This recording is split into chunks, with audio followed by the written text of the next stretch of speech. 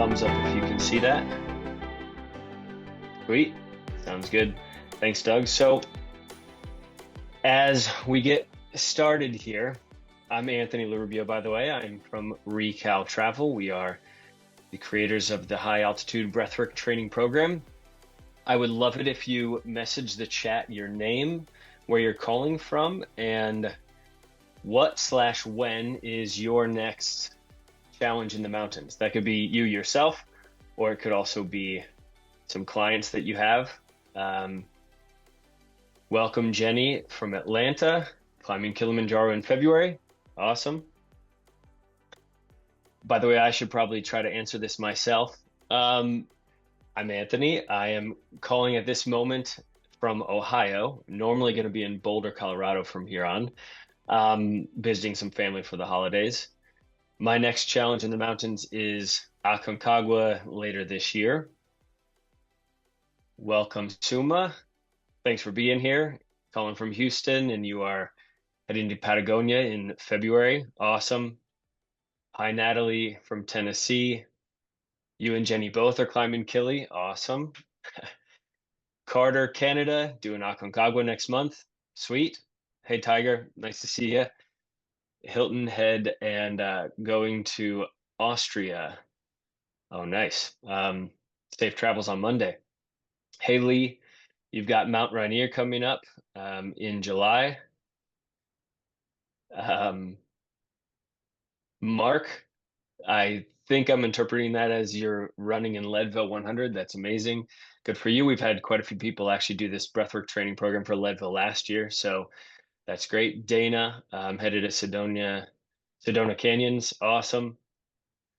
Thanks for being here, everybody. I see we've got Furtenbach Adventures. Hey, Bianca, great to see you here. Glad you're able to make it. Yeah, that's amazing. A lot of really, really awesome stuff. I don't even think I can keep up with that. So thanks for being here, everybody. Appreciate your time. I'm excited to share with you the ins and outs of high altitude breathwork training and how it can impact your upcoming adventure that you have in the mountains. So we're going to go ahead and get rolling here. So what we will be covering today in our agenda is, first and foremost, I want you to experience the training. That's probably the most important thing that I have for you today. I believe that feeling is understanding, and therefore I want you to actually feel what it's like to experience some of this training. We're also going to dive into the science of what happens to your respiratory system at altitude and how and why breathwork training can help impact that in a positive way. And then I'm going to share with you some ways in which you can take it from here. What are some things that you can do to take action with breathwork training? Hey, Martin, glad that you're here. Martin is one of the coaches at Uphill Athlete. Appreciate you being here. And hopefully everything's going well down in Brazil. All right, so who am I? I'm Anthony, as I mentioned before. I have a company called Recal, which is short for Recalibrate, with the original intention of combining mindfulness with adventure travel. And what I started to find was the people that went on our trips, typically they're type A type of folks. Also, by the way, pause, a little bit of admin. I am a native English speaker, right? And so there may be times that I start speaking very fast. If you need me to reframe, repeat anything, please just let me know in the text message chat. All good. I will hopefully repeat it in a slower and more clear way. Secondly, if you do have any questions, go ahead and throw those into the chat, and I'm going to do my best to address them by the end of our call, maybe throughout it, but also definitely I'll leave some time at the end here for some Q&A. So with that, our company combined mindfulness with adventure travel, and what I started to find with our more type A type of clientele was the type of adventure travel that they were into, was summiting mountains or doing something crazy in the mountains. And secondly, the type of mindfulness that latched on with these folks was breathwork, given its very tangible and almost immediate effects that breathwork can have. And so I started to dive more deeply into the world of breathwork. I went and got a certification in the Wim Hof method. Yes, that does mean that I met the man, the myth, the legend, Wim Hof in the Netherlands and Poland. I then also trained under Patrick McCune from Oxygen Advantage. I know We've got, was it Mike, I think's in here, who's an Oxygen Advantage enthusiast as well. I think we've got quite a few people in here that are familiar with Oxygen Advantage. So I studied under Patrick, and I've done a lot of work within Oxygen Advantage. And then I also rounded out my breathwork training certifications and such with the Peak Flow, now called Nordic Flow these days. So that was my entry into breathwork training. What I saw and what I read and what I dug up from the research was that, wow, breathwork training can have a serious impact on your body, on your mind, and what you can do in the mountains, almost to the point of maybe being unbelievable at times. And so I took that slightly skeptic nature potentially, and I started to experiment on my own body with myself. And I started to do something that I called the nasal marathon challenge, where prior to this point in running the marathon, I had never run more than I think 6 or 7 miles in my life. I used some of the breathwork training protocols to train my muscles in a very unique way, to train my respiratory system in a unique way, to be able to potentially run a marathon. And I went out and did that. I learned a lot along the way. Now, my second test as my own guinea pig was I trained at sea level using a lot of high altitude simulation breathwork training. And then I showed up in Colorado and climbed my first 14er. It was the first time that I'd ever been above, I want to say 11,000 feet at most prior to that point in trekking. And so I saw what the breathwork training can do for you in terms of feeling breathless, in terms of increasing your altitude endurance in that particular venture as well. I've gone on now and done a series of other experiments, and I've been over at this point 5,000 meters. But my point in sharing some of these sort of things with you is that I came into the world of mountaineering, I came into the world of altitude endurance completely green. There wasn't a whole lot that I had done prior to these experiments. And so it was through breathwork that I then backed my way into seeing what it can do for me personally. And now, since then, I've shared and seen with my own two eyes what it can do for professional athletes, all the way to recreational athletes and what they can do in the mountains. Now, I want to have you experience the training with me today, as I mentioned right at the beginning. And so, to start off with that, any proper training begins with some initial assessments. Now, there's a lot of physiological testing that anybody can do when they go into a training, a lot of which requires expensive equipment or guides to do it, actually showing up at a center for your physiological testing. The type of testing I'm going to share with you today is just what you can do with no expensive equipment, just you and your own breathing. And that starts with something that's inspired from Oxygen Advantage called the BOLT score, or body oxygen level test. The way that this assessment works is you're going to take a normal breath in and a normal breath out, and then you're going to pinch your nose and you're going to hold your breath. While you're holding your breath, I just want you to observe your body and wait for that first sign from your body that you need to breathe, that first stress from the body that you need to breathe. This typically comes in three different ways. Either one, your neck muscles might clench up. Number two, you might throw an involuntary swallow. And number three, you might feel your diaphragm, the muscle at the base of your lungs that's shaped like a dome. It might actually contract, tense up, and flatten out. So those are the three most common ways that your body starts to show a sign of stress that it needs to take a breath. I'm going to start a timer when we begin this test, and you're just going to wait until you see that first sign, and then you're going to look at the time that's on the screen, and that will be your personal BOLT score. So everybody go ahead and sit up nice and straight in your chair. I want you to relax your shoulders to your side. We're going to take one normal breath in, a normal breath out, and then we're going to pinch the nose and begin. So get ready to take that normal breath in. So everybody together with me, take a breath in and a normal breath out. Go ahead and pinch your nose and hold your breath, and off we go. Just waiting for that first sign in your body of stress that you need to breathe. Just observe your body here and relax. Whenever you feel that first sign, go ahead and take a look at the number that's on the screen, and that's your personal BOLT score, body oxygen level test.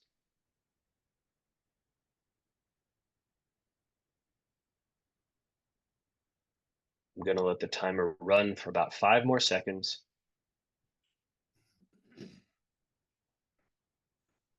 Okay. All right. So I will cover what those scores mean here in just a moment. But for now, just keep that number in mind or go ahead and write that down. The second assessment that we're going to do together on this call is called a carbon dioxide tolerance test, or a CO2 TT for short. This is inspired from the Peak Flow when I went through their program for breathwork training. The way that this one works is, again, from a seated position, nice straight up posture, breathing through the nose only here. We're going to take 3 normal breaths together. After that third exhale, you're going to take a full inhale. Bring in as much air as you can. Here, we're also seeing what that lung capacity looks like. And once we reach the very top of that inhale, you're going to begin an extremely slow exhale through the nose. You're going to try to extend this exhale for as long as you possibly can through the nose. I'm going to start the timer right when we are at the beginning of that exhale.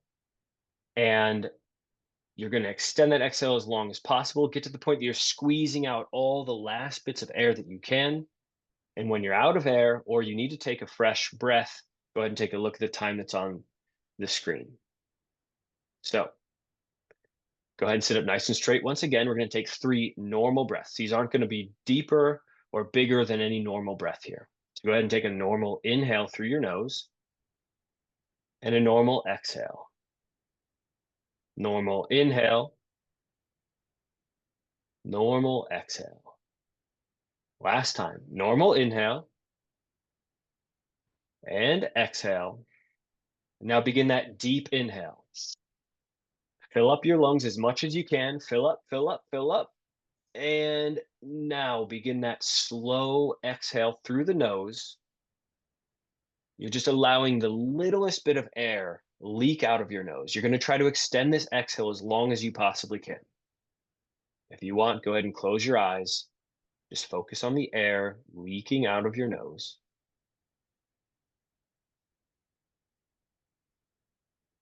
Know that here some of that stress of breathlessness might come up for you. Work with that in a very controlled way. Try to extend this exhale as long as you can. You're doing great.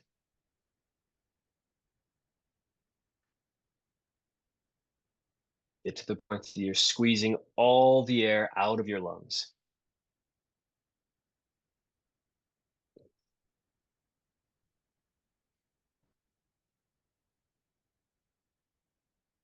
If you're still going, and I see that some of you still are, great job. Work with that stress of breathlessness.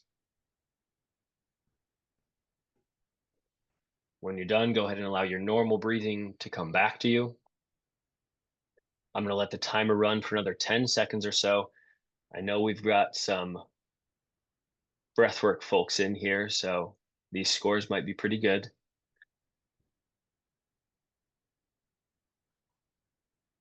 We'll go 5 more seconds on the timer. All right.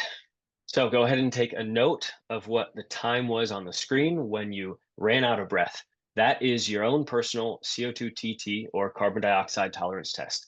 Now, what do these scores really mean? I'm going to share with you now a little chart that shows if you're in the range of this BOLT score or of this CO2 TT score, it's likely signs of dysfunctional or functional breathing. So on the BOLT score, if you're between 10 or a 20 range, that's a strong sign of some level of dysfunction to your breathing, and you have quite a bit of room to grow.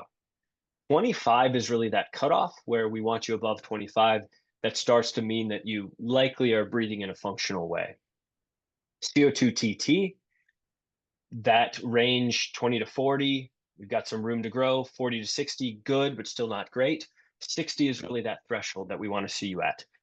If you are doing something like an ultra endurance, ultra marathon race in the mountains, or you've got a big climb coming up, what we like for our clients and what I would like to see out of you is something in the range of 30 to 35 on that Bolt score and above an 80, even into the 90 to 100 range on that CO2 TT. That would be a nice benchmark to shoot for with these assessments by the end of, say, a 5 week training program. So I hope that gives you an idea on where you're at with your own breathing. And we will discuss how you can improve your scores. Stick around. We're going to talk now about the science of breathwork training and what happens to your respiratory system at altitude. And then we're going to circle back and we're going to do some exercises that you can learn and do right here on this call of how you can start to improve those assessment scores. So let's dive into some of the science here. What happens at altitude, in particular in your respiratory system? Now, I want to make a disclaimer. While I have done a lot of work in the breathwork realm, I have looked at a ton of research around this. I've experimented, obviously, with some things myself as my own guinea pig. I want to make it clear that I am not a medical doctor, and anytime that you are going into altitude, you're putting yourself at risk. And so please do consult your doctor before heading off into altitude. So, with that being said, let's talk about what happens at altitude. So, the first thing that we're going to go into is what happens with your ventilation, your respiratory rate. That increases completely involuntarily when you arrive at some level of altitude. Typically, if you go into 2,500 meters or above, you'll start to see an increased ventilation. And subsequently, you might notice that you urinate more often. We'll get into why that is. The second thing that happens at altitude is you may experience an increase in your heart rate. The third thing is that you may experience a decrease in your oxygen saturation levels. That's your red blood cells that are carrying oxygen around your body. That saturation level of that may decrease, which then in turn results in a decrease in the aerobic power that you may experience at altitude, or also known as your VO2 max. So these are the three high level things that happen with your respiratory system when you arrive at altitude. Now, we're going to go into each one of these individually and dive a bit more into what's going on behind the scenes. So let's start with the increase in ventilation. Your respiratory rate goes up. So when you are climbing at altitude, the air pressure around you starts to lessen. You'll experience lower air pressure as you climb. So if you're at sea level, for example, the partial pressure, or that which is related to oxygen, the partial pressure of oxygen that you'll experience at sea level is roughly 160 millimeters of mercury. When you arrive at something, say a 14er in Colorado, 14,000 feet, you'll already have dropped below 100 millimeters of mercury. That's a unit of pressure. You'll drop below 100 at 95. So you're already experiencing only 60% of that which you'd face at sea level. At the summit of Aconcagua, you'll experience 67 millimeters of mercury, or 42% of the partial pressure of oxygen that you would have faced at sea level. I called out Aconcagua here because it's Aconcagua climbing season right now, and I know quite a few of you on here are looking to summit Aconcagua very soon. Shout out to those that are working with Grajales expeditions, by the way. Now, you will then, as a result of this lower partial pressure of oxygen, with every inhaled breath, the oxygen molecules are fewer and far between. Therefore, you're bringing in less oxygen per inhaled breath. That is going to stimulate the chemoreceptors that you have, in particular in your brainstem. And that's going to cause the ventilatory centers to respond by attempting to breathe faster. This is all a very natural reaction to arriving at altitude where the partial pressure of oxygen is less. As your breathwork coach today, I'm here to tell you that breathing faster is not always better, especially if you have poor breathing mechanics or you haven't trained your respiratory muscles to be able to handle the higher load that it's going to experience by breathing faster when you're at altitude. And this in particular, by respiratory muscles in particular, I mean the diaphragm and your intercostal muscles, as well as your abdomen, especially on the exhalation. So I'm going to pause there on that point. I'll also call out the fact, though, that As a result of this increased ventilation, you may also urinate more often. This is because your body is attempting to get rid of the excess bicarbonate, which happens as a result of you overbreathing, which causes respiratory alkalosis. That means the pH of your blood is going up in this particular case, which in turn, if some of you have studied oxygen advantage, or maybe you're an exercise physiologist, you may be familiar with the Bohr effect. The Bohr effect is basically a concept of you have hemoglobin in your red blood cells. This is the protein that actually latches onto oxygen from your lungs and then distributes that oxygen throughout your body. What the Bohr effect discovered basically was that in environments of a higher pH, aka they're more alkaline, maybe somebody that's in respiratory alkalosis, the affinity or the connection between the oxygen molecule and your hemoglobin in your red blood cells is stronger, which in turn inherently means that the hemoglobin will not release oxygen as easily when you're more alkaline.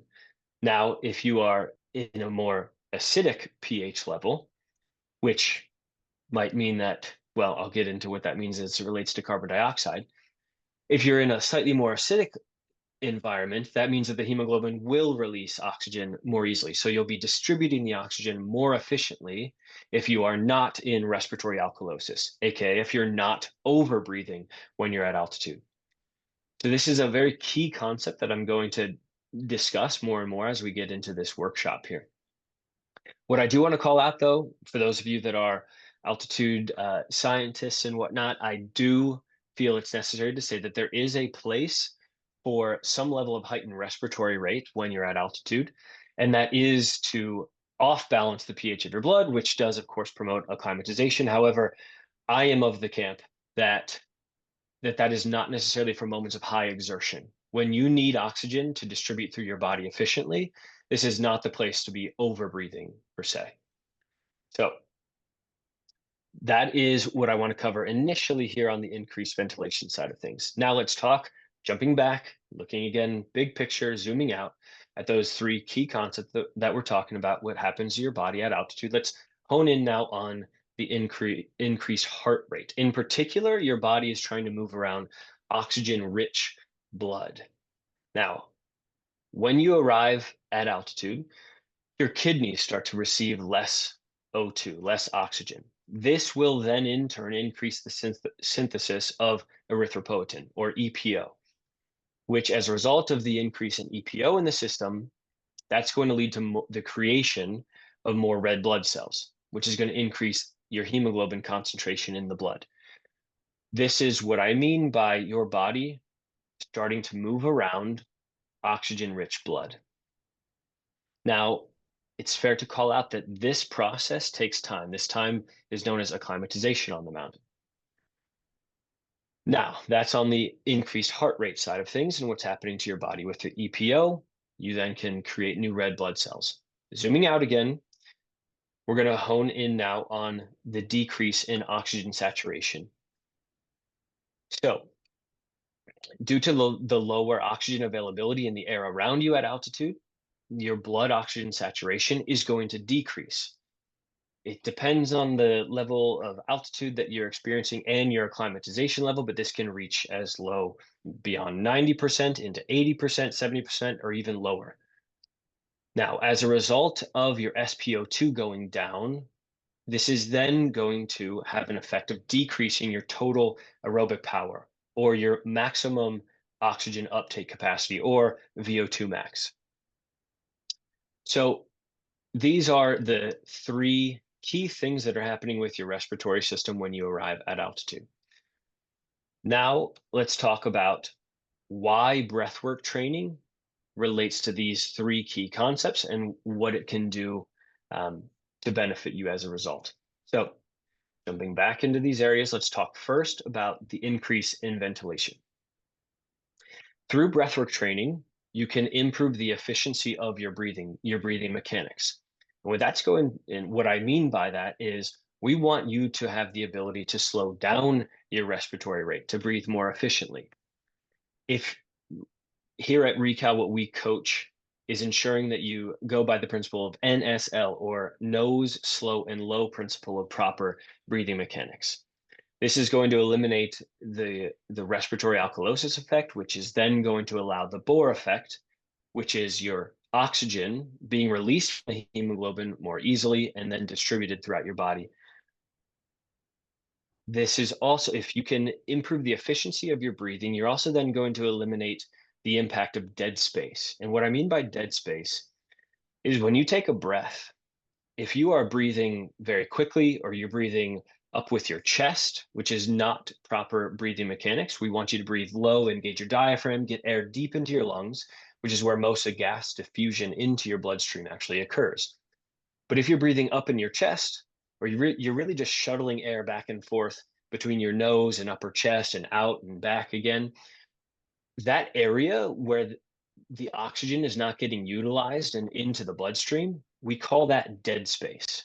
And therefore, if you're breathing with poor breathing mechanics, you're going to actually further increase the impact of dead space has on your breathing. And so we want you to breathe more slowly, which will then in turn get all the air into the lungs and back out,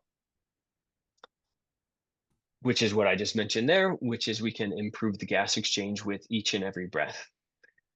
Also, through breathwork training, you can increase your lung capacity and then actually use the full lung capacity that you just increased it to. And lastly, you'll learn to properly engage your diaphragm and your intercostal muscles with each and every breath. This is key so that we actually engage the muscles that are here and designed to do your breathing.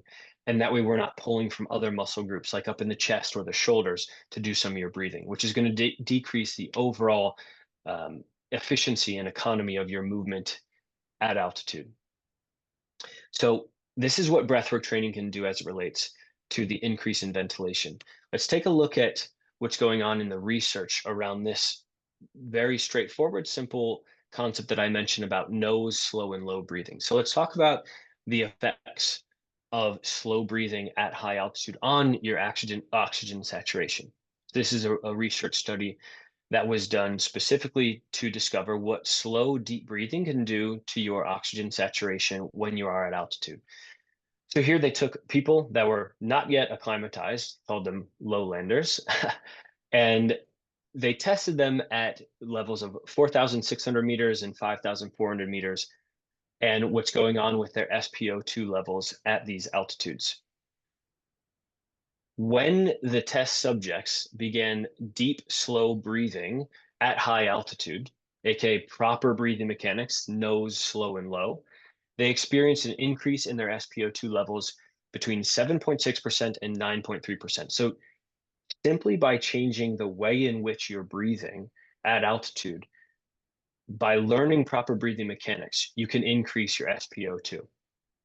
Now, the other interesting thing about this is that the gas diffusion remained unchanged into the bloodstream, which is through slow, deep breathing, which is good.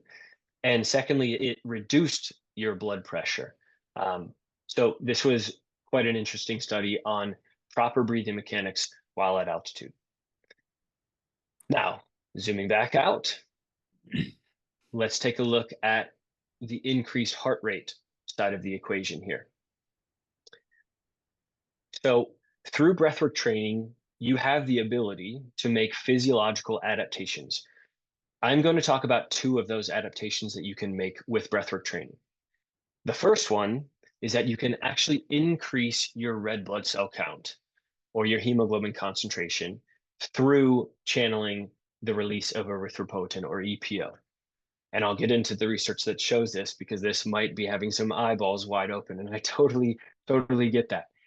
So inherently, what you can do through breathwork training is you can use it as a pre-acclimatization fitness strategy and show up to the mountain more primed for acclimatization. Now, I want to make it very clear that doing breathwork training does not replace acclimatization. There are people that invest their lives and their entire professional work revolves around how to decrease the time needed for acclimatization. And I respect so much that's happening in that field. A lot of it requires a lot of equipment. Shout out to the folks at the Altitude Center in the UK. I think one or two of you may be on this call right now. I'm here to say that breathwork training is not a direct replacement to acclimatization. It can be a nice key component of a pre-acclimatization fitness strategy. And we'll get into how and what type of breathwork protocols you can use to achieve these effects. The second adaptation that you can work on through breathwork training relates to actually the two initial assessments that we did earlier in this call. You can improve your carbon dioxide tolerance. In other words, you can tolerate a lower pH in your blood and therefore prevent overbreathing, which means you can maintain proper breathing mechanics at higher levels of intensity and at higher levels of altitude. And furthermore, you can embrace the Bohr effect, which means you're going to be able to distribute oxygen more efficiently throughout your body if you have that improved or heightened CO2 tolerance. So, breathwork training enables you to make some key physiological adaptations in your body, a higher red blood cell count and CO2 tolerance. Let's take a look at what the research says about this specific concept. We're going to zoom in on one research paper in particular. This was done at the University of Zagreb in Croatia. They took elite level swimmers, actually, so these are already highly trained athletes, and they studied the effects of breathwork protocols in the realm of hypercapnic hypoxic training and what would happen, therefore, to their hemoglobin concentration and their subsequent VO2 max, or the total oxygen uptake capacity that they have. So they were training at sea level here. That's key. Much of you may be training yourselves at or near sea level, so for some of your adventures in the altitude. And they used hypoxic hypercapnic breathwork training protocols 3 times a week. What the research shows and what they concluded, and this is quite incredible, was a 5.35% increase in the hemoglobin concentration that these test subjects had in their body. And that resulted in nearly 11% increase in their VO2 max. Again, these are highly trained athletes doing this. Now, these results are pretty incredible. And I am not here to guarantee that if anybody does breathwork training, you're going to see quite these results. Maybe you do, maybe it's even higher. So I don't want to guarantee anything, but I do want to take a completely objective look at this particular research study and see what incredible results can happen with breathwork training. Next, let's zoom out and back in on the the decrease in oxygen saturation, or VO2 max, when you arrive at altitude, and how breathwork training relates to this particular concept. So through breathwork training, and we coach really three facets to breathwork training. Number one, we want to get your breathing mechanics correct. Number two, we want to make those physiological adaptations. And number three, we want to strengthen your respiratory muscles. In particular, that's your diaphragm, which is the image that you see here on the left. The diaphragm is a dome-shaped muscle just beneath your lungs. People consider it the breathing motor. And when you inhale, that dome-shaped muscle flattens out to create space for your lungs to expand. And that change in the thoracic pressure then creates the impact of air inhalation, air coming into your lungs. Again, that's your breathing muscle. Inhale, flattens out. Exhale, domes back up. That's the muscle on the left. Your intercostal muscles, however, are a secondary breathing muscle here. And those are the muscles in between each rib bone in your rib cage. These are your primary respiratory muscles. A secondary one on the exhalation is your abdomen as well. So what you can do through breathwork training is actually strengthen these respiratory muscles. And that way, when you arrive at altitude, and your body automatically responds to that by increasing the amount of times that you take a breath per minute, you then have the proper conditioning to take on that higher load that's going to be required from you at altitude. With the increased strength, then you can handle the lower pressure air that's outside your lungs at altitude. So think about it this way. All gases move from a high pressure volume of space, to a low pressure volume of space, right? When you arrive at altitude, the air around you is going to be lower pressure. Therefore, it's not going to move as easily and automatically into your lungs like it does at sea level. What you can do by conditioning your diaphragm muscle in particular, your diaphragm and your intercostal muscles, those inhalation muscles, you can then give yourself the ability to pull in the air from this lower pressure volume of space outside your lungs into your lungs. This is very key to, again, keep the oxygen saturation levels up by actually being able to get the air inside your lungs. So, as a whole, with proper respiratory muscle training and well conditioned muscles, you then can actually take on that extra load that's required at altitude. So you're going to be breathing more often. You're going to be potentially fatiguing those muscles. You can delay that fatigue by actually using breathwork training to train those muscles. And therefore, then you're not going to need to pull from other muscle groups in order to do the breathing that's going to be necessary at altitude. That's going to increase and improve your total breathing economy. For your total movement economy, you're going to be more efficient moving through the mountains. And secondly, you're going to be able to improve the gas exchange that happens, gas diffusion, oxygen diffusion into the bloodstream yourself. If you're going to engage the diaphragm, which inherently means you're going to send air lower into your lungs, which is where the majority of your gas exchange happens. So that is how breathwork training can help impact your total oxygen uptake while at altitude. Let's take a look at the research on this particular concept here, and let's look at a study done on the inspiratory muscle training. So these are your inhalation muscles, which again, as I mentioned, are your diaphragm and your intercostal muscles in particular. This is a study done by Dr. Mitch Lomax, based out of the UK, that I believe. I think she's been involved in creation of the device called the Power Breathe device, in case you're curious on that.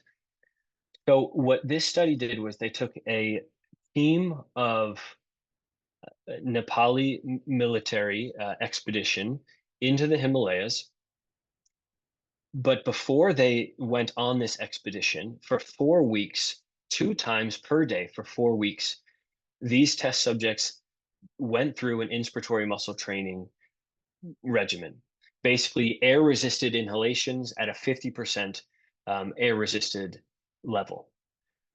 Inherently, they're trying to train their diaphragm muscles and their intercostal muscles to improve their internal mouth pressure, or IMP, which is a measure that we use for how strong you can actually inhale, as well as the thickness of the diaphragm, which is a way that people track the strength of the diaphragm is by that thickness. Then, while on the mountain, they tested their SpO2 at 0, 400, 1400, 4880, and 5,500 meters of elevation. Now let's see what actually happened as a result of this study. Inhalation strength was experienced by the test subjects that did this training by 15%. As I mentioned, that was based on both the thickness of the diaphragm as well as IMP, internal mouth pressure. Having that increased strength over the 4 weeks, when they then got to the mountain, resulted in increased SpO2, not at low levels. In fact, them versus the control group, as you can see on that diagram on the left, at a level of 1400 meters, there was really no difference in the SpO2 between the control group that didn't do the training and the test subject that did do the training. It was only until they reached 4,800 and above that then the SpO2 drop was less severe in the trained group versus the control group. And on average, they saw an increase an increase basically, or less of a decrease of 6% on average, and as much as 10% in some of those subjects. And I want to note here that they did not change their breathing necessarily specifically at altitude here. This was just passive breathing when they did these tests on the SpO2. It shows that just with the strength, that the increased strength that you have on your inspiratory muscles then results in this. If you combine that, of course, with proper breathing mechanics, then obviously you'll see double down effect on the increase in the SpO2 that you can experience at altitude. So what did we do with all of this, all the research that I touched on here, which there's a lot more, but I really wanted to hone in on 3 key studies. What we did at Recal then was create a high altitude breathwork training program that's 5 weeks long, and it's designed to improve your endurance while at altitude.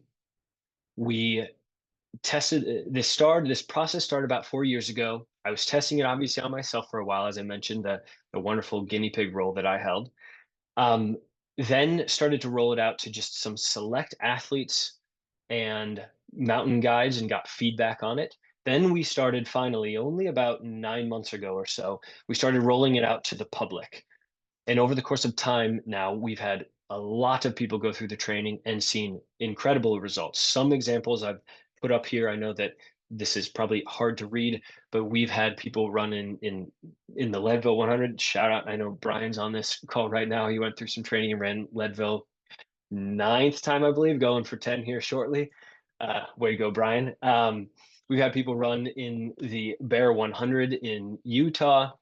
We've had people climb Cotopaxi. We've had IFMGA certified guides go through the training and actually guide people that have gone through the training and see some of the benefits of this. We have people trek at Everest Base Camp. We've had journalists dig into the depths of what's going on with this breathwork training, the subsequent research, do the training themselves, and then write about it. So a lot of people now have gotten their hands on this and seen incredible results around it. Now, I want to jump back into you experiencing the training. Let's talk about what exercises that you can do to improve those initial assessments that we did at the beginning of the call. We're going to do 3 exercises together now. I'm going to guide you through over the next 18 minutes or so. I want to leave a little bit of time for some Q&A at the end, though. The first exercise that we're going to do together is called Breathe Light. Here, what we're going to do is invite the feeling of air hunger. The feeling of air hunger that we have is not necessarily a lack of oxygen, which is what I hear very, very often when I'm coaching. If you slow down your breathing and you feel the hunger for more air, oftentimes people equate that to the need for oxygen. I'm here to communicate it is not necessarily that need for oxygen. It is more than likely the rise in carbon dioxide in your blood. So I can get into the science on that, but just maybe we can keep that for Q&A if you've got some questions around that. So it's really the rise in CO2 that we're going to start to deal with as we invite the feeling of air hunger. So the way that we're going to do this exercise is from a seated position. I want you to go ahead and sit up nice and straight. Good posture, tall back, straight spine. Relax your shoulders down to your side. And what I want you to do is use your index finger or your pointer finger as a guide. Go ahead and place it beneath your nose, just resting on your upper lip. And I want you to start to take some normal breaths in and out through your nose and feel the air as it runs across your finger on the way in. And then maybe some warmer, more moist air running back out across your finger on the way out. As you get used to feeling the air across your finger, I want you to start to slow down your breathing so that the feeling of air running across your finger on the way in and on the way out becomes less. I invite you to continue to slow down your breathing to the point that you can barely feel the air as it moves across your finger. Focus on how you're breathing. Breathe slower than normal. Breathe lighter than normal. And while you're doing this, maybe you already are starting to feel air hunger, that feeling like you want to take a bigger breath. Try to reach a point that's uncomfortable, but still tolerable. Still breathing steady and controlled in, very light and slow, and back out. Try to control your breathing as best you can. And we're going to stay here in this zone of discomfort for the next 30 seconds or so. What's happening in your body right now when you slow down your ability, not necessarily to bring in oxygen, but more so your ability to offload CO2. That's going to result in CO2 levels rising in the blood, which then sends the signal through your chemoreceptors that it starts to create this maybe panicky, stress riddled feeling. That's the feeling of breathlessness. We're here just for 10 more seconds. Breathe light and slow for 5, 4, 3, 2, 1. Go ahead and drop your finger from your nose. Breathe normally here. Actually, let me teach you a little way to offload CO2 very, very quickly. This is called a physiological sigh. The way that you do a physiological sigh is you take a double inhale through the nose and an exhale through the mouth. So go ahead and take a normal inhale through your nose, pause just for a moment, and then sniff in again, and then exhale through your mouth. Let's do two more of those. Inhale through your nose, pause, sniff, exhale through your mouth. Good. One more. Inhale, pause, sniff, exhale. Good. That is one of the fastest ways to offload CO2. Now, if you're doing a breathwork training program, I would not recommend that you do that often during the training because, of course, you're trying to train your CO2 tolerance, right? But if you're on the mountain or you're hiking and you're feeling out of breath, this is a very quick and efficient way for you to offload CO2 and get your breath back under control. So you can use that on the mountain, just a little extra tip there. So this exercise is called Breathe Light again. Its specific purpose is designed to increase your CO2 tolerance. And again, if we can increase CO2 tolerance, you're going to feel less breathless while hiking, trekking, climbing, running on the mountain. And therefore, you're going to be able to maintain proper breathing mechanics and keep your SpO2 levels up. And of course, engage only the muscles that are really designed to breathe, to do your breathing. The next exercise that we're going to do is called preparation for high altitude simulation training, other also known as intermittent hypoxic hypercapnic training. So this is starting to get into the realm of what was there in that research study that we looked at, where people went through that hypercapnic hypoxic training and then saw those adaptations happen in their body, both CO2 tolerance increase as well as the hemoglobin concentration increase. Here is more of an introductory level exercise. It's why it's a preparation for high altitude simulation. And the way that this exercise works is from a standing position. So this is going to be more dynamic. Go ahead and stand up. What we're going to do is take a normal breath in and a normal breath out. At the bottom of that passive, very normal exhale, you're going to pinch your nose and hold your breath, and you're going to begin walking. I want you to walk here for maybe 15 to 20 steps. If you want to and you feel comfortable with it, you can go a bit further to the point that you really need to stop, but don't go so far. I don't want you to push yourself too far without having more backing and more understanding of what's happening with these exercises. So go for 15, 20, maybe a few more steps. Go ahead and release your nose at that point and breathe in and out through your nose normally. We're going to repeat this 3 or so times in total. And you're going to get a feel for what it's like to start to work your way into a high altitude simulation type of breathwork training exercise. So go ahead and stand up if you want to do this and follow along. If you don't want to, that's totally fine as well. If you're like in a cubicle at your office, it might not be appropriate for you to hold your nose and walk around the office. So for those of you joining me from a standing position, I want you to go ahead and take a normal breath in through the nose and a normal breath out. Pinch the nose and hold the breath and begin walking, maybe in a circle or in place if you can't go anywhere right now. I just want you to walk maybe 15, 20, 25 at most paces. You'll notice, hopefully, if you walk far enough, that you feel very out of breath. When you reach that point, go ahead and release your nose and breathe normally. Good. I'm going to assume just about everybody is done with that first rep. We're going to do two more of them. I want you to breathe normally in and out through your nose. And in fact, take your hands, place them on the lowest part of your rib cage, cup your hands maybe around the lowest part of your rib cage. And I want you to feel the air as you breathe in slowly, feel the expansion in the rib cage. And as you exhale, feel the contraction in the rib cage. Anytime you're recovering during any exercise, but in particular, of course, during breathwork training exercise, I want you to focus on proper breathing mechanics. Breathe through the nose, breathe slow, and breathe low. Feel the rib cage expand and contract with each inhale and exhale.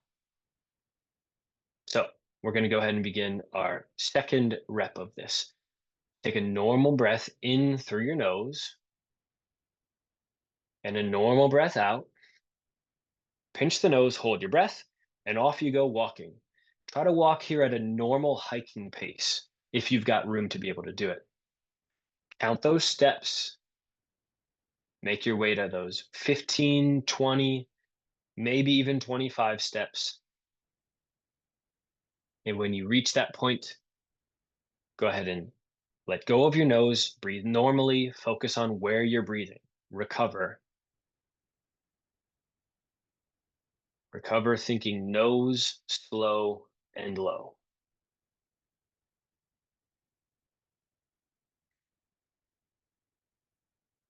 Focus on your breath.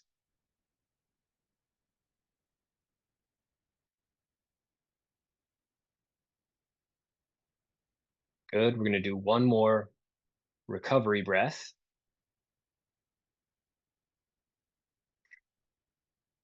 All right, let's do our last rep of this exercise. Go ahead and take a normal breath in through your nose and a normal breath out. Pinch the nose, hold your breath, and begin walking, counting your steps. Walk at a nice hiking pace.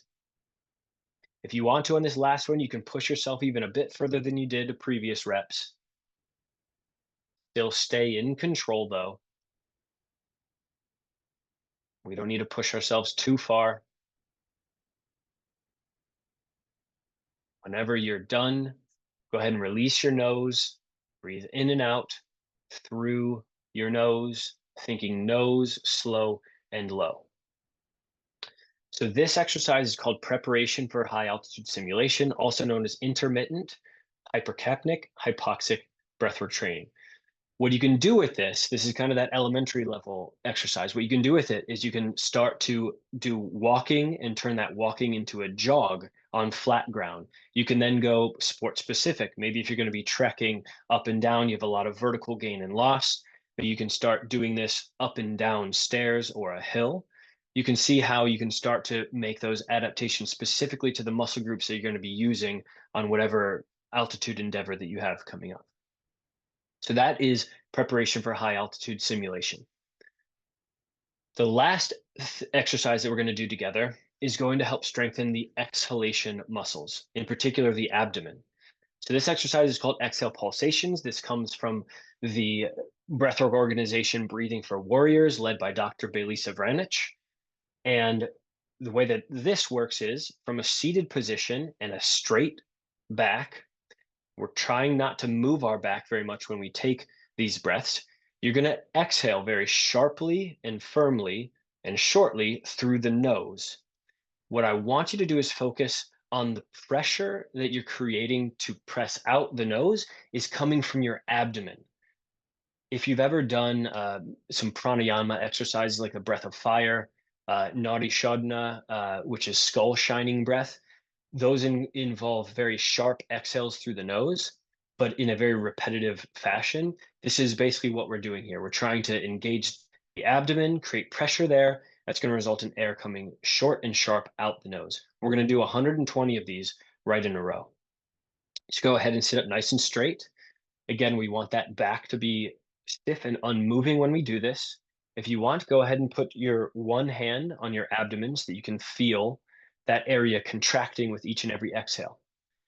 And as if you are starting to fire snot rockets through your nose, begin to exhale sharply through your nose now. If you want to, grab that tissue that might be helpful.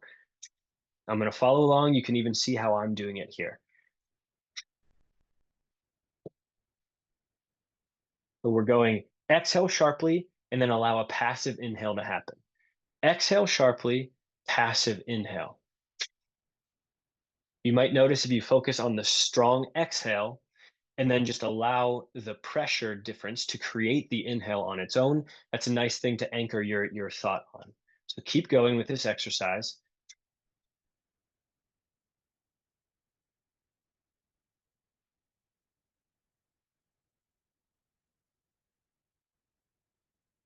And I have a correction here. This is called Kapalbhati in pranayama.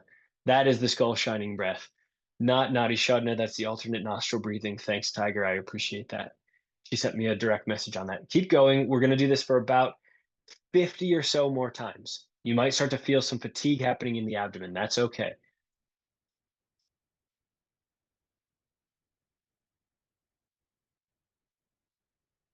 Keep that back nice and straight. Focus just on the exhale. Sharp exhales like you're sending a snot rocket out through your nose. Keep going.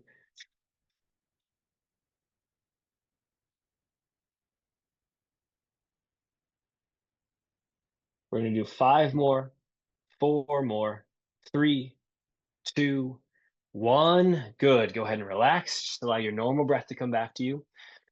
You might feel some fatigue in that abdomen.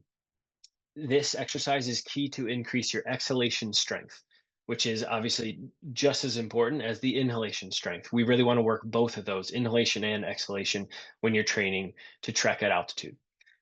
So, those are 3 exercises that you can use starting now to make a part of your breathwork training regimen. Now, where can you go from here? So, we do have some free resources that I offer out there into the world.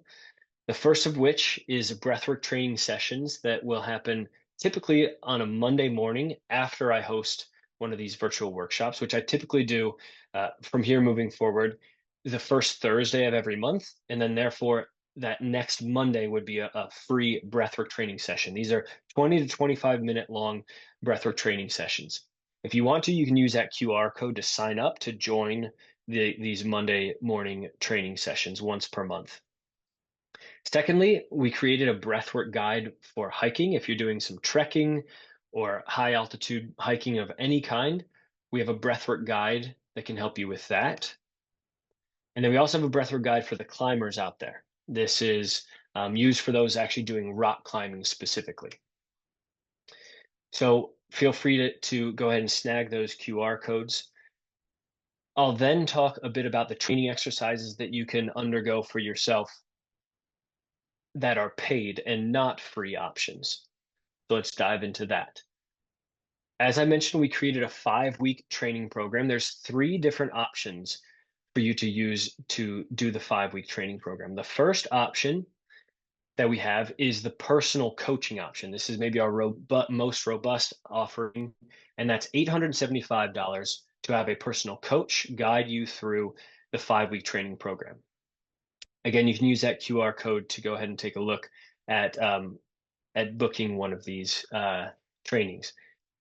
The second option that we have is the online video training. So now it's not personal coaching, but you do have on video myself explaining all the exercises, providing you demonstrations and full descriptions for that. The third and final option is self-guided training plan. This would be all the descriptions on paper for you to do completely on your own, and that is $75. So those are our 3 training options that you have: $875, $275, and $75, ranging high level personal coaching all the way down to self-guided. Now, I am running a special virtual workshop deal right now, and that is if you are a part of a group, or you can group together 5 people and go in on that 275 video training course, you'll then get the personal coaching package. That's me personally coaching the group for no extra cost, which is an $875 value, but that's only with groups that have 5 or more people together. And if you want to be a part of that, and you know you're climbing Aconcagua, for example, maybe with Grajales, and you just don't know 5 people, there's a potential that there's already people doing the training that we could group together. So at least, keep in mind that option, and I could put you in touch with an existing group. So that's virtual workshop special number 1. The second one that I wanted to offer you all out there is if you book one of the training plans at 275 or 875, we will throw in the Recal guidebook, which is what I have here in my hand right here. This is kind of a daily journal for you at no extra cost. We sell these online for $85, but if you book one of the training session plans, I will send that to you if you have a US-based shipping address for no cost. So I want to leave you with a little note from a mountaineer based in Pakistan. His story was featured recently on adventure.com. He did the training. He did it in a as a part of a rapid ascent ambition that he had. So he went from 2,300 meters to 6,050 was the top of Kosargang in Pakistan, and he did the training and had a lot of great things to say about how this training enabled him to do that. And it was, as I mentioned, featured on adventure.com. So I can provide a link to you to read that if you're curious about what his experience was like doing the training and how it translated to his summit in Pakistan. So that's Umar. I don't know if he's on the call right now, but hello if you are, Umar. So I am at the top of the hour now. Apologies for maybe going a little bit over here. I want to thank you all for joining. I will leave this up here if you want to join our next training session, the free training session that's happening next Tuesday, only because I'm traveling on Monday. On Tuesday, you can join that 25-minute long training session. And with this screen still up, I'll go ahead and open up to Q&A. I saw some questions come into the chat, which I will address. I see some of you have to jump. That's awesome. Thanks for joining the workshop. I really appreciate it. I hope you got a lot out of it. So this is from Mario in Portugal. He is climbing Aconcagua in February. He said, what is the real benefit of using oxygen supplements when climbing Aconcagua in terms of success rate, assuming the same level of acclimatization and respiratory training? Boy, I don't know the exact difference in success rate. I would have to check with Grajales. They have groups, and I go to them because they're one of our partners at Aconcagua. I would have to check to see what the success rate difference is if they do their oxygen supplemented training or climbs versus non. So I don't know that offhand, but that's a great question that I'm going to mark down, and I'll follow up with you, Mario, just directly. I believe I have your email anyway, so I'll do that. I don't want to throw out an answer that I clearly don't know offhand. Yeah, Tiger, I see you've got your hand up. Hi, Nice to see you Anthony. again. You too, and thank you so much for doing this. This was lovely and informative and wonderful. You're a great presenter. Um, I Thanks. have a question regarding acclimatization and IHHT exercises in men versus women. So several of Mm, the studies that exist and the ones you presented today, while the results are really compelling, mostly male participants, maybe one or two females in those. hmm And, that can be for a variety of reasons. Recruiting studies is really hard. Um, but I'm just wondering, in your experience, if you notice any difference in outcomes or training protocols that might benefit men versus women, or if there's any differences you see at all, especially given fluctuations hormonally with the menstrual cycle throughout the month. Yeah, absolutely. That's a good question. So there was a study that I remember looking at that actually specifically targeted the difference between men and women. And I have it somewhere, and I don't remember all the details from the study. But because of you asking this question, I am going to dig that back up and I'm going to send you an email. Yeah, And that email way we me. can take Thanks. a close look at that. Because yes, there is absolutely a difference between the two, and they did find uh, some tangible differences in their conclusions. That's I've okay. looked at I'm so putting you much on the research, I just spot. really don't remember those details. But I'm gonna share it with you when we're done here. Yeah, no, thank you. I don't work with people who are subbing that much, and so I just any information I can get on Yeah. something that's not my niche, I'm curious. So thank you so much. I'll appreciate that. Yes, for sure. Thanks for the question, Tiger. I see a question here from Dana. While running at zone two, it was okay. I read a little bit on your website prior to this call and thought I'd try some ABD breathing while running. I assume that means some abdominal breathing or nasal breathing while running at zone two, and it was very difficult. So here's what I will say. And in fact, if I jump back, let's see if I can zoom all the way back quickly. There's one of the people that trained for Leadville 100 was tracking very closely his zones. I think it was, yeah, it was Josh here. This may be included. So what he says here is while training, the biggest thing that he gained was the ability to increase his pace while remaining still in the heart rate zone of zone two. And why this became possible to him, and I'm somewhat theorizing because it's not like I had hands-on with him and did a lot of physiological testing throughout this process. I assume it's really two key things. The first one, for starters, with an increased CO2 tolerance, that means you're going to feel less breathless, which means you're going to be able to keep your breathing more under control and most likely maintain nasal breathing at a slow, controlled rate at higher levels of intensity of running. If you're able to maintain that nasal breathing at high levels of intensity, that means that you're then going to be able to keep your heart rate, because your heart rate kind of goes in tandem with your respiratory rate, right? If you can maintain nasal breathing and keep that respiratory rate slow and controlled, that's then going to keep your heart rate lower, which then is going to obviously um, impact your zones that you're seeing. So at the same zone two that he typically saw, that top of that aerobic threshold, he was able to move faster, but still maintain in zone two. So I hope that answers your question. I really believe it's a result of CO2 tolerance first and foremost. Um, so that's something you could potentially work on there. So that's all the questions that I see here in the chat. I appreciate the kind words from Doug. Yeah, thank you. I'll go ahead and start to wrap up just with a few closing thoughts. Once again, I hope that you got a lot out of this. My goal was to be able to have you experience the training and not just learn about it from a scientific standpoint. If you have any feedback for me in any way on how I was able to accomplish that, please share it. I hope you got a lot out of this.